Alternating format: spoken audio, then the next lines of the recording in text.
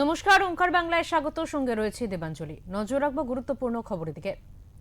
অভিষেককে যদি রাজনীতি থেকে সরিয়ে দেওয়া হয় তাহলে আবার সবাই দিদির কাছে ফিরে যাবে। ঋতব্রত তৃণমূলে যোগ দিয়ে বিস্ফোরক মন্তব্য করলেন বর্ষীয়ান তৃণমূল নেতা রবীন্দ্রনাথ ঘোষ। পাশাপাশি তিনি দাবি করেন, তৃণমূল একটাই, যেখানে অধিকাংশ নেতারা যোগ দিয়েছেন সেটাই আসল তৃণমূল। যা সারা রাজ্যের মানুষের যা মতামত, অভিষেককে কিছুদিনের জন্য তাকে আলাদা করে দেওয়া উচিত, সাইড করে দেওয়া উচিত, রাজনীতির অঙ্গন থেকে সরিয়ে রাখা উচিত। এবং আমার যেটা মনে হয়, অভিষেককে যদি রাজনীতির অঙ্গন থেকে সরিয়ে দিতে পারে দিদি, তাহলে আবার সব নেতারাই দিদির পাশে দাঁড়াবে। এখানে ঋতব্রত তৃণমূল বলে কোনো তৃণমূল নেই, প্রত্যেকটাই তৃণমূল কংগ্রেস। তৃণমূল কংগ্রেসে আগেও ছিলাম, এখনও আছি, আগামী দিনেও তৃণমূল কংগ্রেসেই থাকবে।